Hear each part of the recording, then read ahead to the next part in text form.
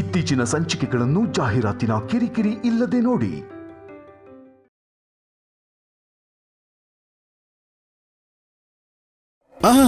ಸಾಕು, ಇದು ಒಂದು ತಿನ್ರಿ. ಅಯ್ಯೋ ಸಾಕು ಸಂಪದ. ಶುಂಠಿ ಚಟ್ನಿ ನಿಮ್ ಫೇವ್ರೆಟ್ ಅಲ್ವಾ? ಸಾಕು ಅಂತ ಹೇಳದ್ನಲ್ಲ. ಚಟ್ನಿ ಜಾಸ್ತಿ ಹಾಕೊಂಡ್ರೆ ಅಲ್ವೇನ್ರಿ ಟೇಸ್ಟ್ ಗೊತ್ತಾಗೋದು. ಹಾಕೊಳ್ಳಿ.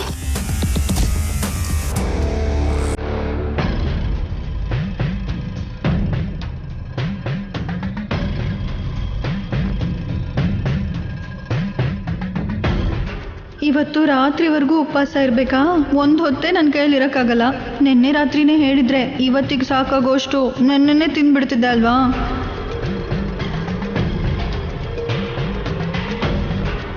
ಏನೇ ಮುಖ ಹಾಗಿಟ್ಕೊಂಡಿದ್ಯಾ?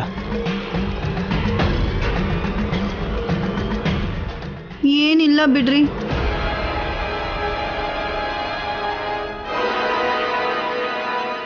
ಸಂಪದ, ಚಟ್ನಿ ಪುಡಿ ತುಪ್ಪ ಸ್ವಲ್ಪ ಜಾಸ್ತಿ ಹಾಕು. ಬಿಸಿ ಬಿಸಿ ಇಡ್ಲಿ ಜೊತೆ ಚೆನ್ನಾಗಿರುತ್ತೆ. ನಾವಂತೂ ತಿನ್ನಕ್ಕಾಗಲ್ಲ ಅಲ್ವಾ? ಅದ ನಿನ್ ನೋವು. ನಿಧಾನಕ್ಕೆ ಹೋಗಿ ತಿಂತಿಯಲ್ಲ. ಬೇಡ ರೀ, ಅತ್ತೆಗೆ ಗೊತ್ತಾದ್ರೆ ಸಾಯಿಸ್ಬಿಡ್ತಾರೆ.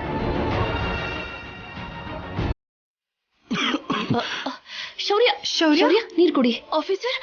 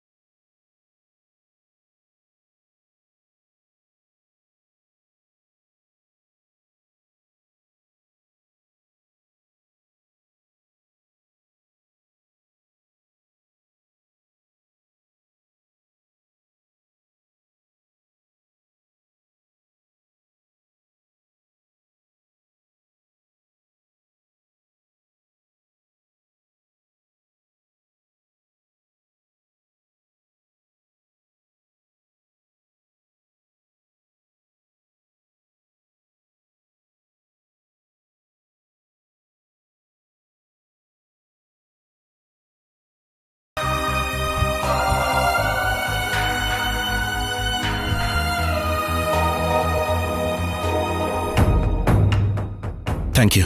It's okay.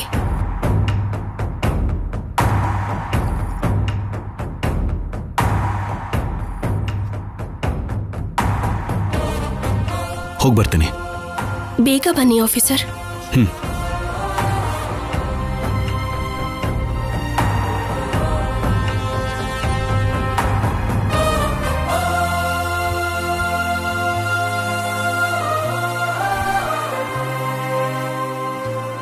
ಇವತ್ತು ನಮ್ಮಮ್ಮನ್ನ ನಿನ್ ಮಾತಿಂದ ಅವಮಾನಿಸ್ದೆ. ನಿನ್ನ ಬಿಡಲ್ಲ, ಏನು ಮಾಡಕ್ಕಾಗಲ್ಲ. ಅದೇ ಓವರ್ ಕಾನ್ಫಿಡೆನ್ಸ್ ಇಂದ ಇರು.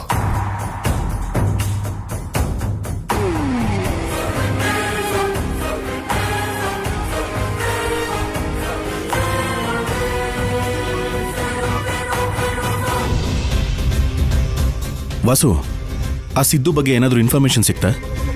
ಶೌರ್ಯ, ಅವನು ಟೆಕ್ನಾಲಜಿನ ಯೂಸ್ ಮಾಡ್ಕೊಂಡು ಅವನಿಗೆ ಕಾಲ್ ಮಾಡಿದ ಪ್ರತಿ ಸಲನೂ ಬೇರೆ ಬೇರೆ ಸ್ಟೇಟ್ಸ್ ಮತ್ತೆ ಕಂಟ್ರೀಸ್ ನಲ್ಲಿರೋ ಹಾಗೆ ಬೇರೆ ಬೇರೆ ಲೊಕೇಶನ್ ತೋರಿಸೋ ಹಾಗೆ ಮಾಡ್ಕೊಂಡಿದ್ದಾನೆ. ಇದು ಅವನಿಗೆ ಹುಟ್ಟಾಗೆ ಬಂದಿರೋ ಕಲೆ ತರ ಇದೆ. ಲಾಸ್ಟ್ ಟೈಮ್ ಕೂಡ ಹೀಗೆ ಮಾಡಿದ್ದ. ವಾಸು, ಥಿಂಕ್ ಮಾಡು. ಅವನು ಹಾಗೆ ಮಾಡಿರ್ಬೋದು ಸರಿ, ಆದರೆ ಅವನ ನಂಬರ್ ಮಾತ್ರ ಸೇಮ್ ಯೂಸ್ ಮಾಡ್ತಿರ್ತಾನಲ್ವಾ? ಡಿಪಾರ್ಟ್ಮೆಂಟ್ಗೆ ಹೆಲ್ಪ್ ಮಾಡೋ ಹ್ಯಾಕರ್ಸ್ನ ಕರೆಸಿ ಡಿಕೋಡ್ ಮಾಡಿಸು. ಅವನು ನಾವು ಆದಷ್ಟು ಬೇಗ ಹಿಡಿಬೇಕು. ಇಲ್ಲ ಅಂದ್ರೆ ದಿನ ಒಂದು ಹೊಸ ಪ್ರಾಬ್ಲಮ್ನ ಕ್ರಿಯೇಟ್ ಮಾಡ್ತಾನೆ. ಮತ್ತೆ ಏನಾಯ್ತು ಶೌರ್ಯ? ಆ ರಾಸ್ಕಲ್ ಕೀಳ್ಮಟ್ಟಕ್ಕೆ ಇಳಿದಿದ್ದಾನೆ. ಸಂಪದ ಡ್ರೆಸ್ ಚೇಂಜ್ ಮಾಡ್ಕೋತಿರ್ಬೇಕಾದ್ರೆ ಫೋಟೋಸ್ ಅಂಡ್ ವಿಡಿಯೋಸ್ ತೆಗ್ದಿದ್ದಾನಂತೆ.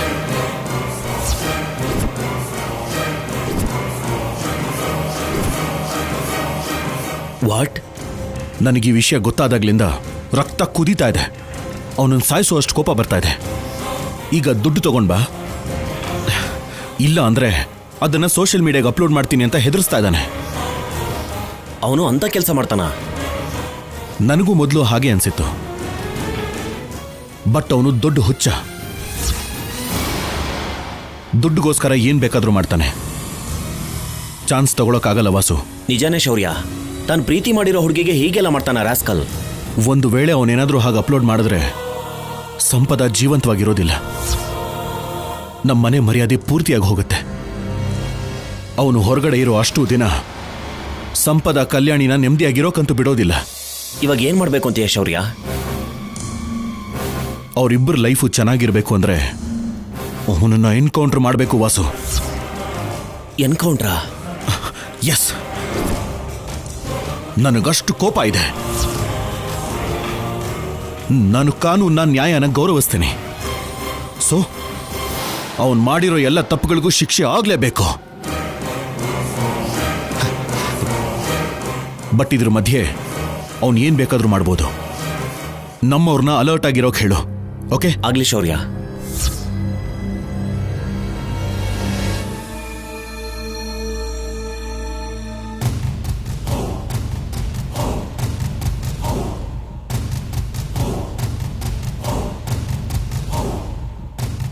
ಸಂಪದ, ನಿನಗೆ ಹಸುವಾಗ್ತಿಲ್ವಾ?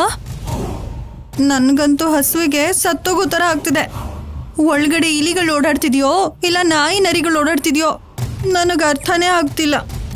ಈ ಉಪವಾಸ ಅಂದ್ರೆ ಏನೋ? ಯಾವಾಗ ನೋಡಿದ್ರು ಹೆಂಡತಿ ಗಂಡಂಗೋಸ್ಕರ ಮಾಡ್ಬೇಕಾ? ಗಂಡಂದ್ರು ನಮಗೋಸ್ಕರ ಮಾಡಬಾರ್ದಾ? ನನಗಂತೂ ಅರ್ಧ ಗಂಟೆ 1 ಗಂಟೆಗೂ ಬಾಯಿ ಆಡಿಸ್ತಿದ್ರೆ ತಲೆನೋವು ಶುರು ಆಗ್ಬಿಡುತ್ತೆ.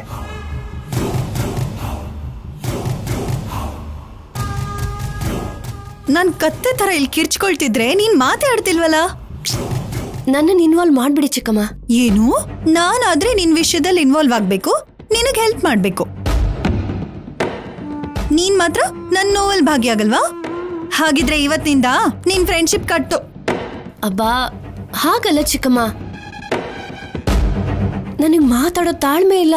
ಅದಕ್ಕೆ ಕದಲ್ದೇನೆ ಮಾತಾಡೋಕ್ಕಾಗ್ದೆ ಕಲ್ ಬಂಡೆ ಹಾಗೆ ಸುಮ್ಮನೆ ಇದ್ದೀನಿ. ಓ, ನಿನಗೂ ನನ್ನ ಹಾಗೆ ಆಗ್ತಿದೆ ಅಂತಾಯ್ತು.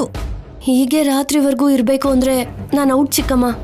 ಟೆನ್ಷನ್ ಮಾಡ್ಕೋಬೇಡ ಸಂಪದ, ಯಾರಿಗೂ ಗೊತ್ತಾಗದೆ ಇರೋ ತರ ತಿನ್ನೋಣ. ಸ್ವೀಟ್ಸ್ ಎಲ್ಲೇ ಬಚ್ಚಿಟ್ಟಿದ್ದೀನಿ.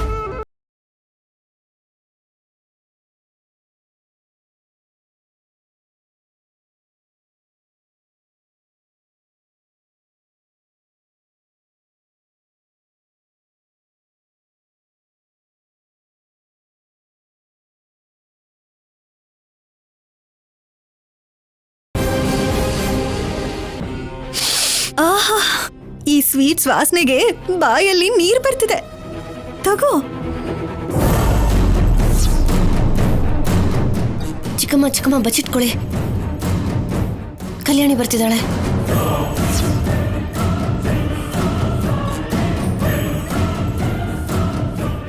ಇಬ್ರು ಇಲ್ಲಿ ಏನ್ ಮಾಡ್ತಿದ್ದೀರಾ ಚಿಕ್ಕಮ್ಮ? ಅತ್ತೆ ಇವತ್ ಪೂರ್ತಿ ದಿನ ದೇವರ ಕಥೆಗಳು ಕೇಳ್ತಾ ದೇವರ ನಾಮಸ್ಮರಣೆ ಮಾಡ್ಬೇಕು ಅಂತ ಹೇಳಿದಾರಲ್ವಾ, ಸಂಪದಂಗೆ ದೇವ್ರ ಕಥೆ ಹೇಳ್ತಿದ್ದೀನಿ. ಓ ಹೌದಾ, ಸರಿ ಆಯ್ತು, ಎಲ್ರೂ ಕೇಳಿಸ್ಕೊಳ್ಳೋಣ. ಎಲ್ರಿಗೂ ಪುಣ್ಯ ಸಿಗತ್ತಲ್ಲ. ಕರಿತೀನಿ ರೀ. ಅಮ್ಮ, ತಾತ, ಏ, ಕಲ್ಯಾಣಿ, ಅತ್ತೆ, ಎಲ್ಲರೂ ಬನ್ನಿ. ಕಲ್ಯಾಣಿ ಇರು. ಇವರು ಕತೆ ಹೇಳ್ತಾರಂತೆ. ಏನ್ ಚಿಕ್ಕಮ್ಮ, ಬೇಗ ಬನ್ನಿ. ಬನ್ನಿ. ಅಜ್ಜಿ, ಪಲ್ಲವಿ ಚಿಕ್ಕಮ್ಮ ಸಂಪದ ಇಬ್ರು ಸೇರಿ ದೇವರ ಕತೆ ಹೇಳ್ತಾ ಇದಾರೆ. ನಾವು ಕೇಳಿಸ್ಕೊಳ್ಳೋಣ. ಏನು, ನೀನ್ ಚಿಕ್ಕಮ್ಮ ದೇವ್ರ ಕತೆ ಹೇಳ್ತಿದ್ದಾಳ? ನನಗ್ ಡೌಟೇ. ಟ್ಯಾಲೆಂಟ್ ನ ಎಂಕರೇಜ್ ಮಾಡ್ಬೇಕೆ ಹೊರತು ಡಿಸ್ಕರೇಜ್ ಮಾಡಬಾರ್ದು ಚಿಕ್ಕಮ್ಮ.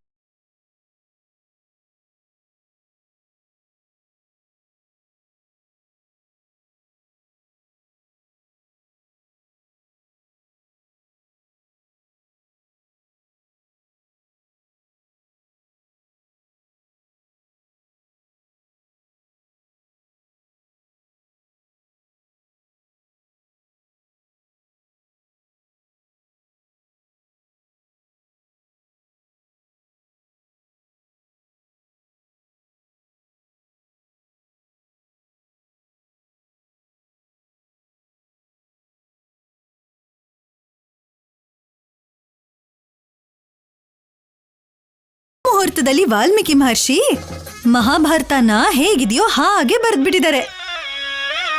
ಇವಾಗ ನಮ್ಮೆಲ್ರಿಗೂ ಅದೇ ಮಾರ್ಗದರ್ಶನ ಆಗಿದೆ.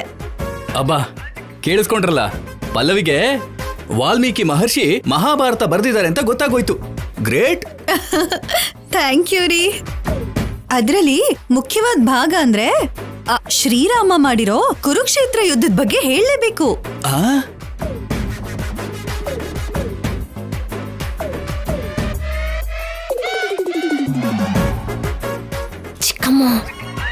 ಚಿಕ್ಕಮ್ಮ, ಸಂಪದ ಫ್ಲೋ ಅಲ್ಲಿದ್ದಾಗ ಡಿಸ್ಟರ್ಬ್ ಮಾಡಬಾರ್ದು. ಚಿಕ್ಕಮ್ಮ, ಆದ್ರೆ ಈ ಕುರುಕ್ಷೇತ್ರ ಯುದ್ಧನ ರಾಮ ಯಾಕೆ ಮಾಡ್ಬೇಕು ಅನ್ಕೊಂಡ? ದುರ್ಯೋಧನ ಬಂಗಾರ ಜಿಂಕೆ ತರ ಬಂದು ಸೀತಮ್ಮನ ಎತ್ಕೊಂಡು ಹೋಗಿದ್ದಕ್ಕೆ.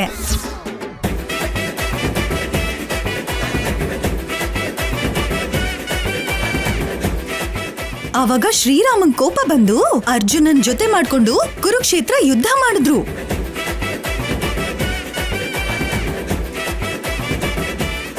ಪಲ್ಲವಿ,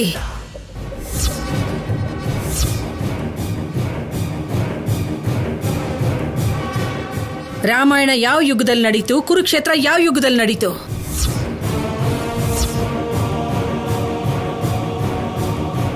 ಅತ್ತೆ, ಯುಗ ಅಂದ್ರೆ ಏನತ್ತೆ?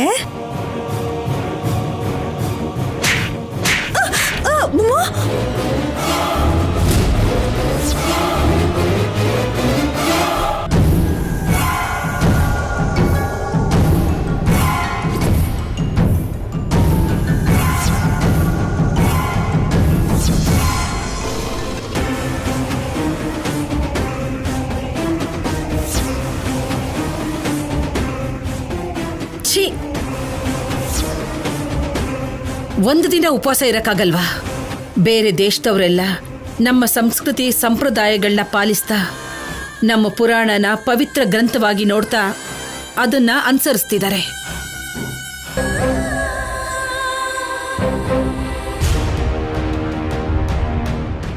ಪವಿತ್ರ ಭಾರತ ದೇಶದಲ್ಲಿ ಹುಟ್ಟಿರೋ ನಿಮ್ಮಂತವ್ರು ಮಾತ್ರ ಅದ್ರ ಬಗ್ಗೆ ತಿಳ್ಕೊಳ್ದೇನೆ ಹೀಗಾಗಿ ಹೋಗಿದ್ದೀರಾ.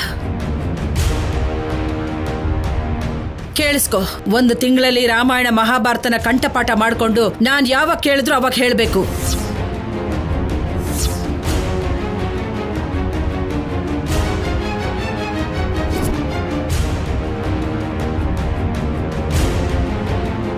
ಅರ್ಥ ಆಯ್ತಾ? ಆಯ್ತು ಅತ್ತೆ.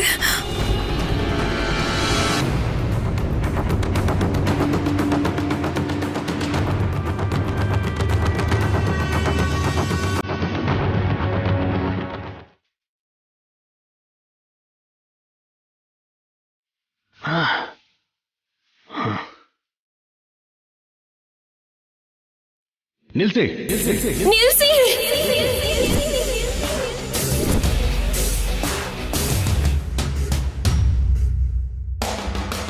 ಒಬ್ಬ ದುಷ್ಟ, ಮೋಸ್ಕಾರ, ರಾಕ್ಷಸ. ಇವನ್ ಬಗ್ಗೆ ಹೇಳೋದಕ್ಕೆ ತುಂಬಾನೇ ಇದೆ ಅಂಕಲ್. ಕೇವಲ ದುಡ್ಡಿಗೋಸ್ಕರ ಮಹಾಲಕ್ಷ್ಮಿನ ಮದ್ವೆ ಆಗ್ತಾ ಇದ್ದಾನೆ ಅಂಕಲ್.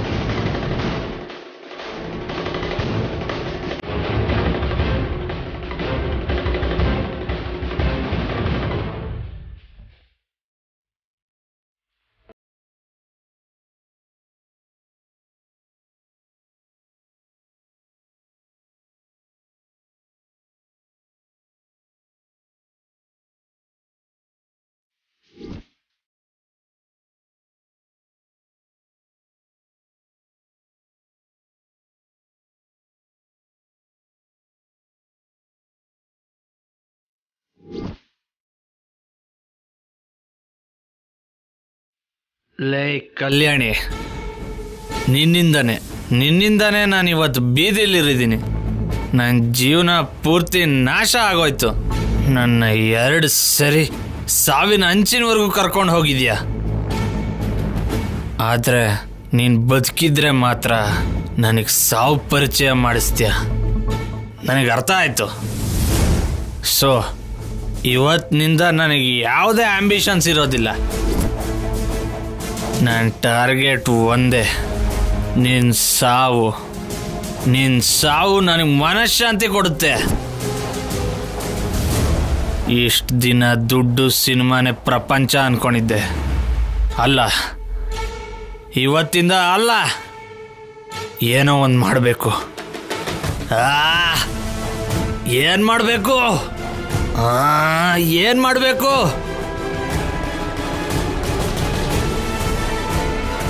ಎಸ್, ಸಂಪದ ಅಲ್ಲೇ ಇದ್ದಾಳೆ ಅಲ್ವಾ. ಸಂಪದ ಹತ್ರನೇ ಪ್ಲ್ಯಾನ್ ವರ್ಕೌಟ್ ಮಾಡಬೇಕು. ಕಲ್ಯಾಣಿಗೆ ಎಳ್ಳು ನೀರು ಬಿಡೋ ಕಾರ್ಯಕ್ರಮಕ್ಕೆ ಸಂಪದ ಹತ್ರನೇ ಶ್ರೀಕಾರ ಹಾಡಿಸ್ಬೇಕು.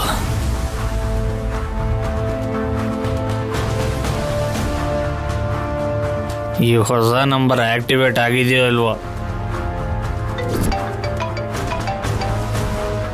ಎಸ್, ಆಗಿದೆ.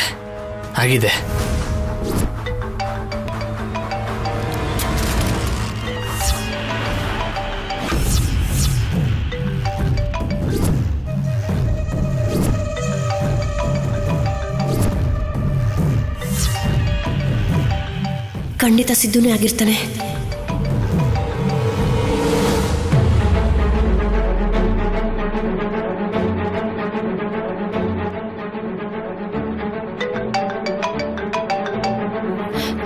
ಹಲೋ, ಎಲ್ಲಿದ್ಯಾ?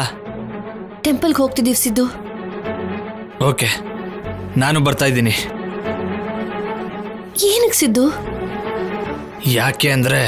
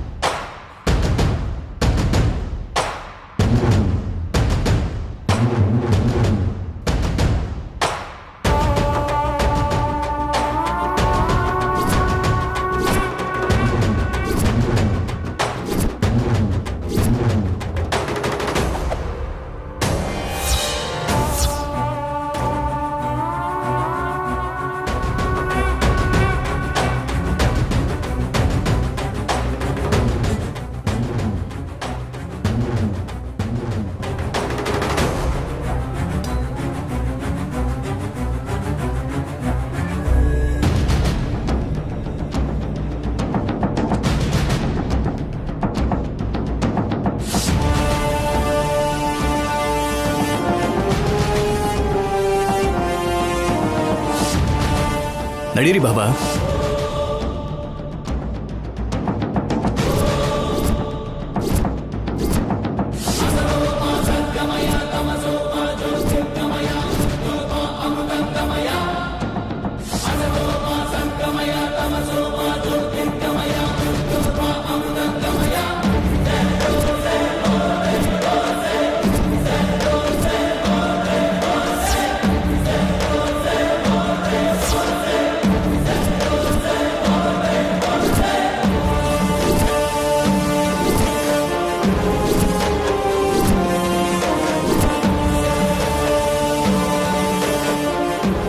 ನಮಸ್ಕಾರ ಅಮ್ಮ. ನಮಸ್ಕಾರ. ನಮಸ್ಕಾರ.